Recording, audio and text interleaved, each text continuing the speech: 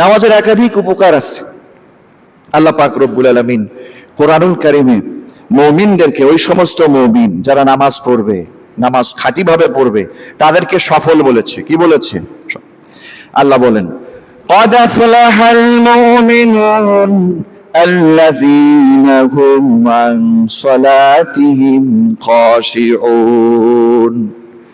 ওই সমস্ত মুমিন সফল কাম হয়েছে দুনিয়াতে, কবরের জীবনে, হাসরের ময়দানে, কিয়ামতের ময়দানে তারা সফল কাম হবে যারা নাকি আল্লাযীনা হুম আন সালাতিহিম খাশিউন, যারা খুশু খুজু আল্লাহকে ভয় করে নামাজ আদায় করবে, তারাই সফল কাম। আল্লাহ পাক নামাজের সাথে সফলতা রেখেছেন। যারা খুশুয়ের সাথে নামাজ খুব ধীরস্থিরতা সুন্দরভাবে আল্লাহকে ভয় করে, আল্লাহকে স্মরণ করে নামাজ আদায় করবে, নামাজের ভিতরে ব্যবসার চিন্তা, পরিবারের চিন্তা, চাকুরির চিন্তা, দুনিয়াবি কোনো চিন্তা রাখবে না, আল্লাহর সাথে সম্পর্ক সৃষ্টির জন্য সে মনে করবে আল্লাহর সাথে তার কথোপকথন হচ্ছে। এই সময় সে খুব গুরুত্ব দিয়ে আল্লাহর স্মরণ রেখে নামাজ আদায় করে, এ ব্যক্তি কি সফল কাম। আমি বলেছি, কে বলেছে? আল্লাহ বলেছেন। হ্যাঁ, তোমার যদি সাহায্যের দরকার হয়, মানুষের দ্বারে দ্বারে গিয়া চাও, মানুষ ফিরায় দেয়।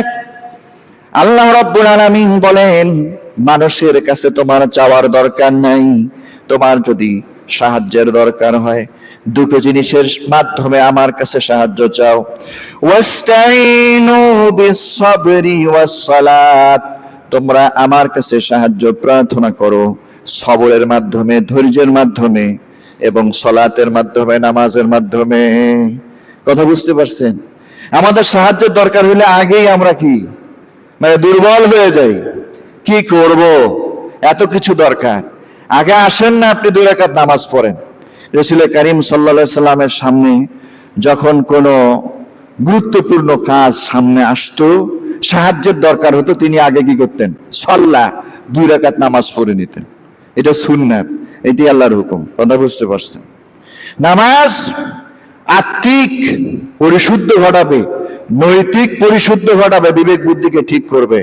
নামাজ সফল কাম বানাবে, সাকসেসফুল বানাবে। নামাজ আল্লাহর পক্ষ থেকে সাহায্য নিয়ে এসে দেবে। সুবহানাল্লাহ।